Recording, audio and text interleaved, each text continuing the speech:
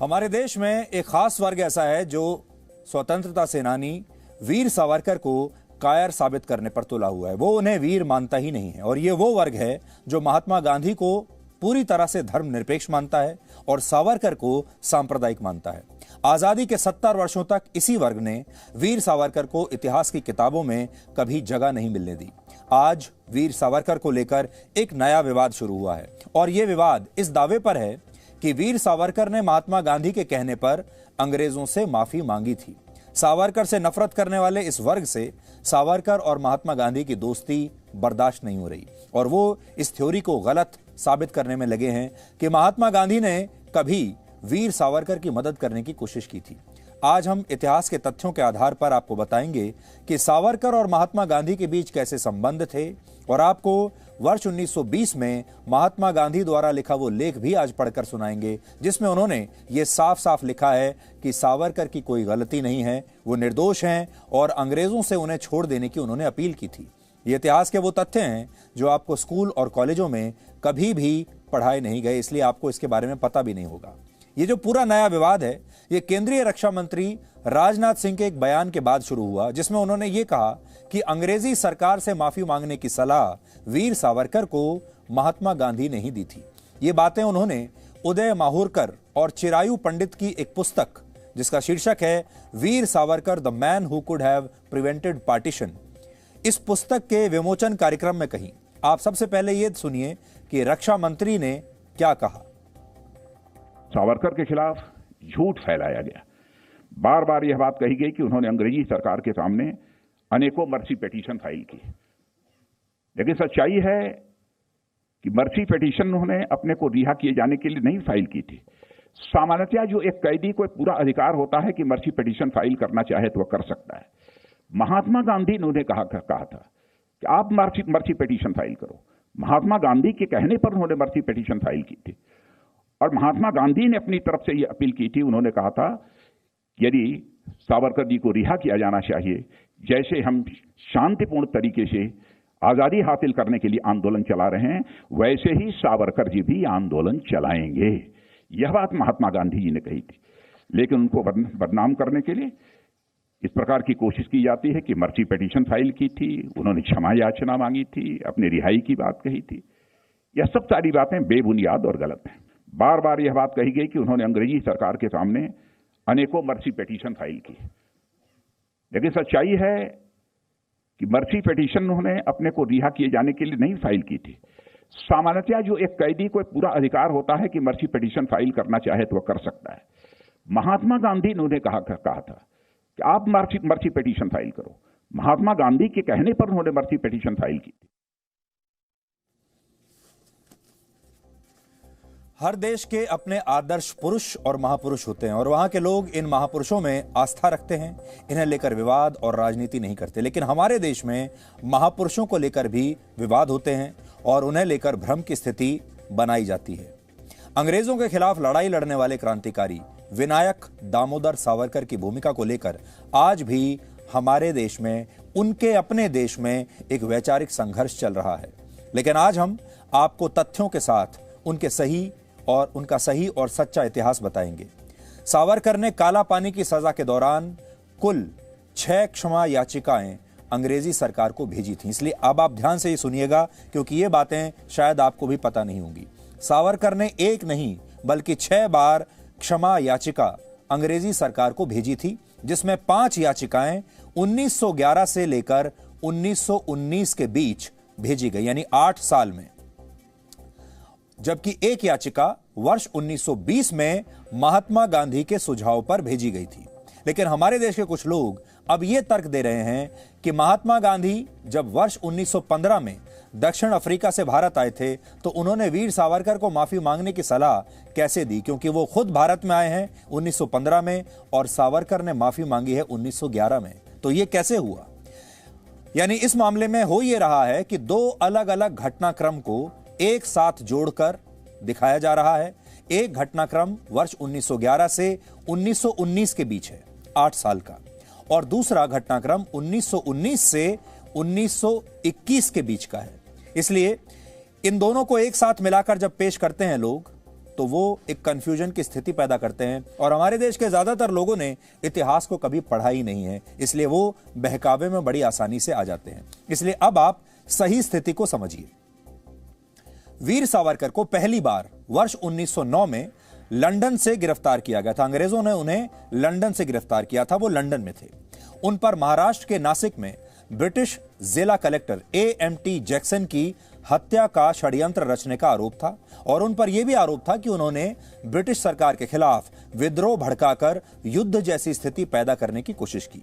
यानी इससे यह साबित होता है कि अंग्रेजी सरकार उस समय सावरकर को अपना सबसे बड़ा दुश्मन मानती थी और वो भारत के लोगों के लिए सबसे बड़े क्रांतिकारी थे। ये बात आप याद रखिएगा, वो सबसे बड़े क्रांतिकारी थे उस समय और अंग्रेजों के सबसे बड़े दुश्मन थे। महात्मा गांधी से भी बड़े थे। उनका जो कद था उस समय महात्मा गांधी से बड़ा था, क्योंकि महात्मा गांधी तब इस पूरे सीन में आए नहीं थे, क्योंकि उस समय महात्मा गांधी दक्षिण अफ्रीका से भारत पहुंचे ही नहीं थे। लंदन से गिरफ्तारी के बाद सावरकर को वर्ष 1911 में अंडमान निकोबार द्वीप की सेलुलर जेल में रखा गया, जिसे उस जमाने में काला पानी की जेल या काला पानी की सजा कहा जाता था। बहुत सख्त सजा थी ये। सबसे सख्त सजा जो अंग्रेज किसी को भी दे सकते थे वो यही थी, काला पानी की सजा। इससे भी आपको ये समझ में आएगा कि सावरकर को उन्होंने काला पानी की सजा क्यों दी होगी। इस सजा के दौरान सावरकर को भयानक यातनाएं दी गईं, जिसके बाद उन्होंने 30 अगस्त 1911 को अंग्रेजी सरकार को पहली चिट्ठी लिखी और अपनी सजा माफ करने की गुहार लगाई।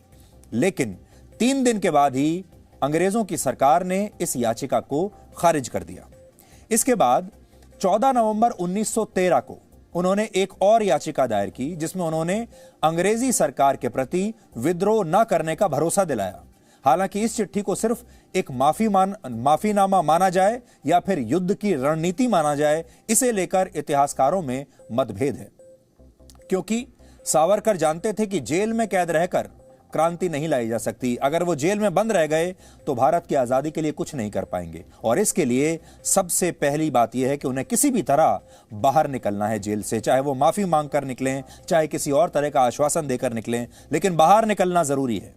उन्होंने 10 वर्षों तक काला पानी की भयानक सजा काटी और इस दौरान कुल 6 क्षमा याचिकाएं अंग्रेजी सरकार को भेजी। 10 साल में 6 याचिकाएं उन्होंने लगाई माफी की, लेकिन अंग्रेज नहीं माने। इनमें 1911 से लेकर 1919 तक 5 चिट्ठियां उन्होंने अंग्रेजों को लिखी, लेकिन अंग्रेजों ने किसी भी याचिका को स्वीकार नहीं किया और इस खबर का पहला घटनाक्रम यहीं समाप्त होता है। अब आपको दूसरा घटनाक्रम बताते हैं। वर्ष 1919 में पहले विश्व युद्ध के बाद ब्रिटेन के किंग जॉर्ज V ने एक ऑर्डर जारी किया। ब्रिटेन के राजा ने एक ऑर्डर जारी किया जिसके तहत जेलों में बंद सभी राजनीतिक कैदियों को माफ कर दिया जाए।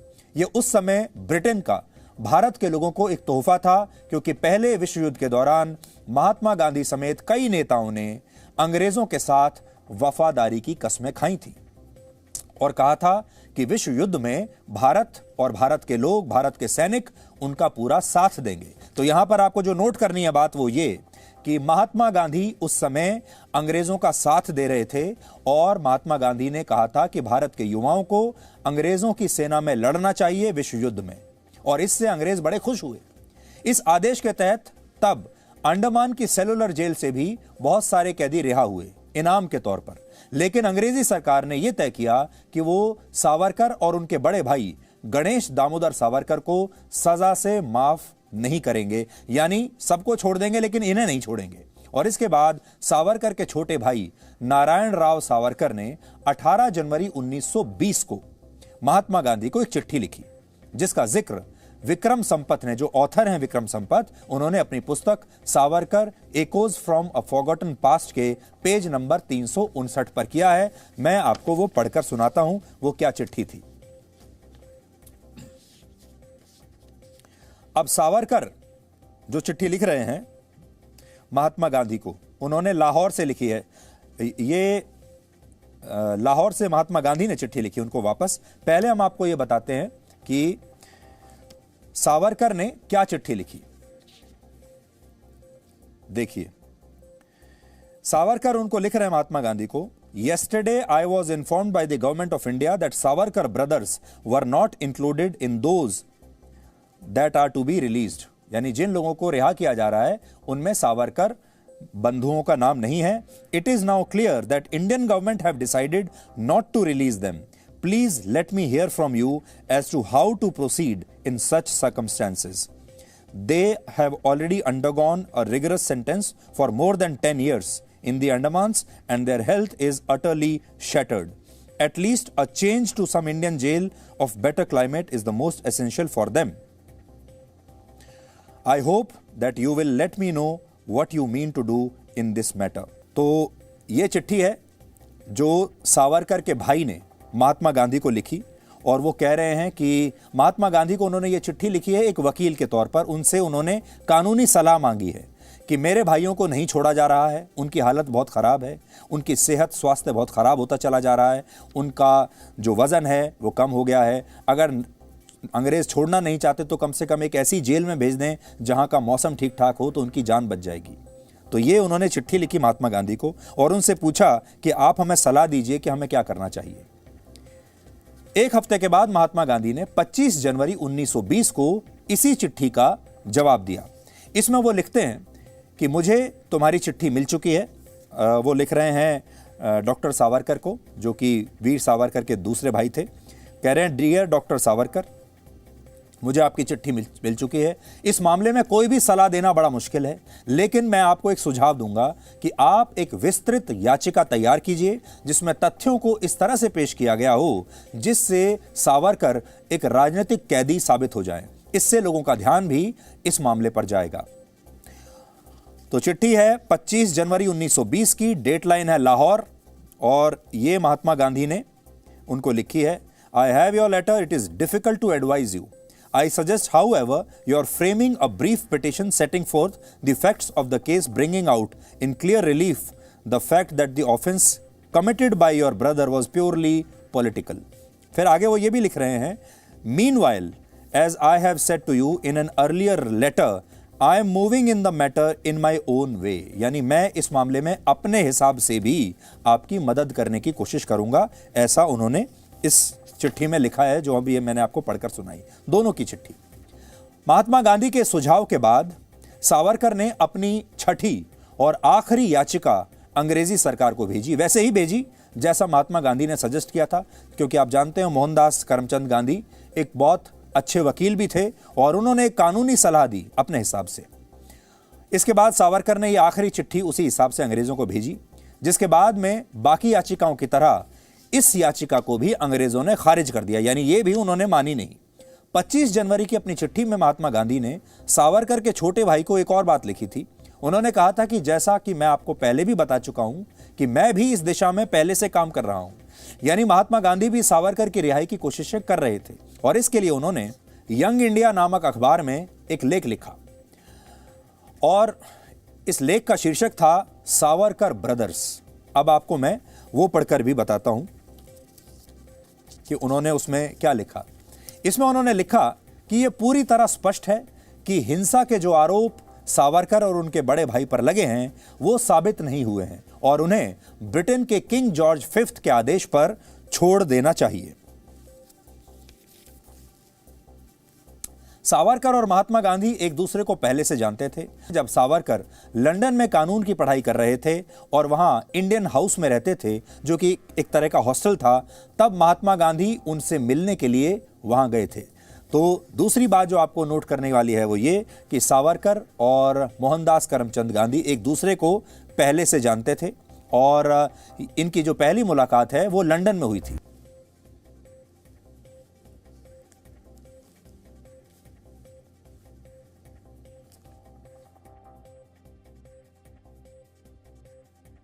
तो ये जो मुलाकात हुई महात्मा गांधी और सावरकर के बीच, ये 1906 में ही हो गई थी. उस समय का एक किस्सा है कि सावरकर ने रात के खाने पर महात्मा गांधी को बुलाया था और उन्होंने उस समय गोश्त बनाया था, जिसे देखकर गांधी कांपने लगे थे. गांधी की भाव भंगिमा देखकर सावरकर ने उनसे कहा था कि उन्हें तो ऐसे लोग चाहिए जो अंग्रेजों को जिंदा खा जाएं. आप तो सिर्फ गोश्त को देखकर ही डर गए. इस कथन से आप सावरकर की वीरता का अंदाजा भी लगा सकते हैं, क्योंकि वो अंग्रेजों को जिंदा खाने की बात कर रहे हैं यहां पर। सावरकर के ये अलग बात है कि गांधी उस दिन उनके घर पर गए तो खाने पर थे, लेकिन बिना कुछ खाए वो वहां से लौट आए। सावरकर कुल 15 वर्षों तक जेल में रहे, जिनमें 10 साल उन्होंने काला पानी की सजा काटी, जो सबसे भयानक सजा मानी जाती है। इसके अलावा वो महाराष्ट्र के रत्नागिरी जिले में 13 साल तक नजरबंद भी रहे। सोचिए, जिस स्वतंत्रता सेनानी ने देश की आजादी के लिए अपने जीवन के लगभग 28 वर्ष भयानक यातनाओं में बिता दिए, क्या उनकी देशभक्ति पर, उनकी वीरता पर कोई शक कर सकता है? दुर्भाग्य की बात यह है कि काला पानी की सजा काटने वाले वीर सावरकर को हमारे देश का ही एक वर्ग कायर बताता है, उन्हें वीर मानता ही नहीं, सिर्फ इसलिए कि उन्होंने ये क्षमा याचिकाएं अंग्रेजी सरकार को लिखकर भेज दी थी, क्योंकि वो भारत की आजादी के लिए बाहर आना चाहते थे। लेकिन जिन नेताओं ने स्वतंत्रता आंदोलन के दौरान अपनी मनपसंद जेलों में तमाम सुविधाओं के साथ दिन बिताए, उन्हें हमारे ही देश में आप सबके सामने वीर क्रांतिकारी बताया जाता है। और आपको याद होगा, सावरकर ने जो जेल में अपनी सजाएं काटी वो तो बड़ी भयानक सजा थी, उसमें लोग मर भी गए थे। और सावरकर ने 28 साल अपनी जिंदगी के ऐसी भयानक यातनाओं में बिताए हैं। दूसरी तरफ स्वतंत्रता सेनानी और इस पूरे आंदोलन में ऐसे लोग भी थे जो या तो कभी जीवन में जेल ही नहीं गए, और या जेल अगर गए भी हैं तो वो जेल एक तरीके से समझ लीजिए बड़ी डिजाइनर जेल हुआ करती थी। इनमें खुद जवाहरलाल नेहरू भी शामिल थे, जिन्हें गिरफ्तार करके इस तरह जेलों में रखा जाता था जहां पर उन्हें सारी सुविधाएं दी जाती थी। उन्हें पढ़ने के लिए अंग्रेजी सरकार पुस्तकें देती थी, पढ़ने के लिए सुबह सुबह अखबार आते थे। और ऐसा भी इतिहास में आपको मिलेगा कि जब कुछ खास स्वतंत्रता सेनानी जेल में जाते थे तो वो अपने साथ अपने कुक भी ले जाते थे। अंग्रेजी सरकार उनके आराम का पूरा ध्यान रखती थी, वो क्या खाएंगे क्या पिएंगे इसका पूरा ध्यान रखा जाता था। विशेष तौर पर खाने का प्रबंध होता था, उनके लिए कुक भेजे जाते थे, और ऐसी जेलों में रखा जाता था जहां का मौसम उन्हें सूट करता हो। और यही सारे लोग वो थे जो आगे चलकर बड़े स्वतंत्रता सेनानी बन गए, बड़े नेता बन गए, और बाद में आजाद भारत में इन्हीं लोगों ने अपनी सरकारें चलाईं। और जब ये सरकार में आए तो उन्होंने वीर सावरकर जैसे लोगों को, जो कि बहादुरी के साथ लड़े थे, उन्हें इतिहास में अपनी जगह बनाने ही नहीं दी। आज इस पूरे मुद्दे पर सावरकर के पोते रंजीत सावरकर की भी हमारे पास प्रतिक्रिया आई है, जिन्होंने कहा है कि वो महात्मा गांधी को एक राष्ट्रपिता के रूप में मानते ही नहीं। इसके पीछे उनका पक्ष क्या है वो आज आपको सुनना चाहिए। एक पिटीशन तो गांधी जी ने कहा, ऐसा इसका खत है मेरे पास, उन्होंने 25 जनवरी को एक खत लिखा है सावरकर जी के भाई, छोटे भाई थे उनको, और कहा है कि आप एक पिटीशन दायर करें कि जिसमें सब फलाना लिखे। उसके पहले भी सावरकर जी ने पिटीशन किए, 1913 से उन्होंने कुछ पिटीशन किए, मगर ये एक तो मर्सी पिटीशन नहीं, एक दया याचिका नहीं है। ये सभी क्रांतिकारियों को जेल से रिहा करे, इस मांग के लिए इन्होंने पिटीशन किए थे। और उन्होंने हर पिटीशन में कहा था कि आप मुझे ना छोड़े मगर दूसरों को जरूर छोड़े। ये गांधी जी ने स्पष्ट रूप से कहा था। तो गांधी सावरकर जी को याचिका थी, वो गांधी को पूर्ण तरह से मान्य थी। और एक को तो उन्होंने पर्सनली उन्होंने बोल के रिकमेंड किया था कि एक याचिका और करो। इतिहास में कई बार महापुरुषों ने अपने लक्ष्य को प्राप्त करने के लिए अलग अलग रणनीतियां अपनाई हैं। जैसे सावरकर ने अंग्रेजों के खिलाफ लड़ाई लड़ने के लिए जेल से बाहर निकलने की बहुत सारी कोशिशें की, और उसमें उन कोशिशों में उनकी क्षमा याचिका भी है। वैसे ही महात्मा गांधी ने भी अंग्रेजों के प्रति वफादारी की कस्में खाकर आजादी पाने का सपना देखा था। दोनों के रास्ते अलग अलग थे। अंग्रेज सोचते थे, महात्मा गांधी सोचते थे कि अंग्रेजों के साथ अगर वो वफादारी करके चलेंगे, उन्हें खुश रखेंगे, तो अंग्रेज एक दिन उन्हें आजादी दे देंगे। अंग्रेजों ने महात्मा गांधी को यह भरोसा दिलाया था कि अगर भारत के लोग पहले विश्व युद्ध में अंग्रेजों का साथ देंगे तो वो शायद आगे चलकर भारत को आजाद करने पर विचार कर सकते हैं। इसके लिए अंग्रेजों ने कांग्रेस पार्टी के नेताओं से अपील की थी कि भारत के जवानों को अंग्रेजों की सेना में भर्ती करवाया जाए, और जिसके बाद ये जवान अंग्रेजों की सेना में विश्व युद्ध में लड़ेंगे। जिसके बाद महात्मा गांधी ने खुद ये जिम्मेदारी ली और भारत के लोगों से अंग्रेजों की सेना में भर्ती होने की अपील की, और ऐसा हुआ भी। महात्मा गांधी ने भारत के उस समय के वाइसरॉय लॉर्ड चेम्सफोर्ड को एक पत्र लिखकर यह भी कहा था, क्या कहा था सुनिए आप। उन्होंने लिखा था, मैं ब्रिटिश राष्ट्र से प्यार करता हूं और मैं हर भारतीय में अंग्रेजों के प्रति वफादारी पैदा करना चाहता हूं। महात्मा गांधी के शब्द हैं। उन्होंने लिखा था, मैं हर भारतीय में अंग्रेजों के प्रति वफादारी करना चाहता हूं। लेकिन क्या आपने कभी महात्मा गांधी को कायर कहा? क्या आपने कभी महात्मा गांधी की वफादारी पर शक जाहिर किया? क्या आपने कभी महात्मा गांधी पर यह आरोप लगाया कि वो अंग्रेजों से मिले हुए थे? लेकिन हमारे देश के डिजाइनर इतिहासकारों ने जिस चश्मे से वीर सावरकर की क्षमा याचिका को देखा, उस चश्मे से कभी भी महात्मा गांधी के फैसलों का ठीक से अध्ययन नहीं किया। दोनों को अलग अलग लेंस से देखा और आज भी हमारे देश में यही हो रहा है। आज इस मुद्दे पर दिन भर राजनीति होती रही। सोचिए, वीर सावरकर की आत्मा कितनी दुखी होती होगी कि जिस देश के लिए उन्होंने इतनी कुर्बानियां दी, काला पानी की सजा काटी, पूरा जीवन दे दिया, उसी देश के लोग आगे चलकर उन्होंने कभी सोचा भी नहीं होगा कि दशकों के बाद उन पर ही शक करेंगे। सोचिए, इस देश को आजाद कराने के लिए जिन वीर क्रांतिकारियों ने दशकों तक अत्याचार सहा, पूरी जिंदगी अपनी लगा दी, आज उन्हीं पर हमारे देश में गंदी राजनीति हो रही है। अब आपको सुनाते हैं कि आज हमारे देश की किस पार्टी ने इस पर क्या प्रतिक्रिया दी। इनका ये तो आंखों में धूल झोंकने के आदी हैं लोग, और ये समझते हैं कि इस तरह से कवर अप करेंगे, इस तरह से आदि सच और पूरा झूठ बोलेंगे तो देश एक्सेप्ट करना शुरू कर देगा। सबसे तकलीफदेह बात मुझे बहैसियत पार्लियामेंटेरियन ये है कि पार्लियामेंट के सेंट्रल हॉल में एक तरफ महात्मा गांधी की फोटो है और उसके राइट ऑपोजिट सावरकर की फोटो है, जिसको जस्टिस जीवनलाल कपूर कमीशन ने कहा था। अच्छा, ट्रायल में उनको कोरॉबोरेशन एविडेंस नहीं था तो एक्विट कर दिए, मगर क्या आप तस्वीर लगाएंगे गांधी की तस्वीर के सामने? क्या बताना चाह रहे हैं? बताना यही चाह रहे हैं कि देश को मैसेज दे रही है आरएसएस और बीजेपी कि अनकरीब में एक वक्त आने वाला है कि बापू फादर ऑफ द नेशन नहीं रहेंगे, सावरकर बन जाएंगे। उनसे ये उम्मीद नहीं था सच्चाई से हटके झूठ का रास्ते में कुछ बोलना। एक फैक्ट है, 1913 में सावरकर माफ़ी मांगा। 15 में 2 साल के बाद मोहनदास करमचंद गांधी वापस इंडिया आए। 2 साल का पहले आने वाला गांधी का है, कहाँ से अप्रूवल लिया 2 साल का पहले? देश की रक्षा मंत्री झूठ की रक्षा मंत्री के रूप में ये बयान दिया है। गांधी जी खुद ही 11 बार जेल गए, कभी क्षमा नहीं मांगे ब्रिटिश से।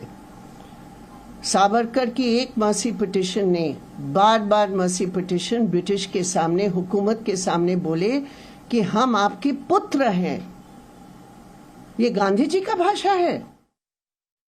आज़ादी के बाद एक ऐसा सीडो सेकुलर सिंडिकेट, एक छद्म धर्मनिरपेक्ष ग्रुप और गिरोह बना जिसने कि तमाम महानायकों को खलनायक बना करके देश के सामने पेश करने की कोशिश की। उसके पीछे उनका निहित स्वार्थ था।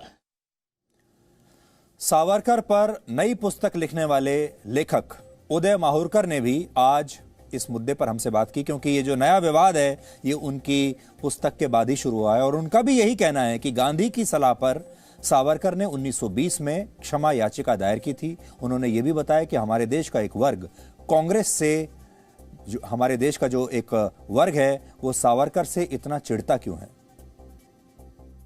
सावरकर जी ने अपने जो 14 साल का उनको कारावास रहा, 10 साल अंडमान और 4 साल रत्नागिरी में, उसमें उन्होंने कई सारी पिटीशन की। उसमें कुछ पिटीशन उन्होंने गांधी जी के कहने से पहले की थी और कुछ पिटीशन गांधी जी के कहने के बाद की थी। 1920 में उनके छोटे भाई वीर नारायण राव सावरकर जाके मिले थे गांधी जी से, और उस टाइम पे भी गांधी जी ने कहा था कि जो पिटीशन उन्होंने की ठीक की है और पिटीशन उनको और भी पिटीशन करना चाहिए। तो राजनाथ सिंह जी ने जो कहा था बिल्कुल सही है, ये उनके लेख में भी ये उल्लेख है इसका। और सावरकर ने तो गांधी जी ने तो एक और बात कही है उसमें। गांधी जी ने कहा है कि भाई परमानंद नाम के बहुत बड़े क्रांतिकारी हो गए, उनको पिटीशन के आधार पर उनको रिहा कर दिया गया था अंडमान से। तो गांधी जी ने कहा कि अगर भाई परमानंद को रिहा किया जा सकता है तो सावरकर को क्यों नहीं। जो लोग ये चाहते हैं कि भारत विभाजित रहे, उसमें से उनको फायदा होगा, वो सावरकर को हमेशा बदनाम करते रहेंगे, क्योंकि सावरकर देश की एकता और अखंडता के सब में बड़े प्रतीक है। वीर सावरकर को बदनाम करने का जो प्रयास है, ये it is one of the biggest conspiracies in the world. क्योंकि सावरकर का योगदान का हम सही अगर मूल्यांकन करते हैं तो अंत में सावरकर एक प्रॉफिट, एक सावंत, एक यूनिफायर के रूप में उभर के आते हैं। पूर्व प्रधानमंत्री अटल बिहारी वाजपेयी की सरकार में सावरकर को मरणोपरांत भारत रत्न देने की सिफारिश की गई थी, लेकिन तब राष्ट्रपति के.आर. नारायणन ने इस प्रस्ताव को स्वीकार नहीं किया था। के.आर. नारायणन राष्ट्रपति बनने से पहले कांग्रेस के नेता थे, ये भी आपको याद रखना चाहिए।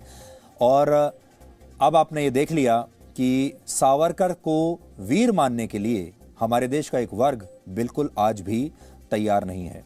और सावरकर को लेकर कितनी राजनीति हो रही है ये आपने देख लिया। ये तो अच्छी बात है कि अब देश में जो इस समय का माहौल है, उस समय आज आप खुलकर सावरकर पर पुस्तक लिख सकते हैं, सावरकर की सच्ची कहानी लोगों तक बता सकते हैं। इससे कुछ वर्ष पहले तक तो सत्ता ऐसी होती थी, सरकार ऐसी थी कि वो सिर्फ उन्हीं इतिहासकारों को पनपने देती थी, उन्हीं इतिहासकारों की जो पुस्तकें हैं वो स्कूल कॉलेज में पढ़ाई जाती थी, उन्हीं को पुरस्कार दिए जाते थे जो सावरकर को वीर नहीं बल्कि कायर बताते थे। ये एक बहुत बड़ी बात है कि हमारा जो देश का इतिहास है वो गलत तरीके से हमें पढ़ाया गया और बहुत सारी बातों को हमारे जो युवा हैं उनसे स्कूल में और कॉलेजों में छुपा लिया गया, और ये भी उनमें से एक कहानी है।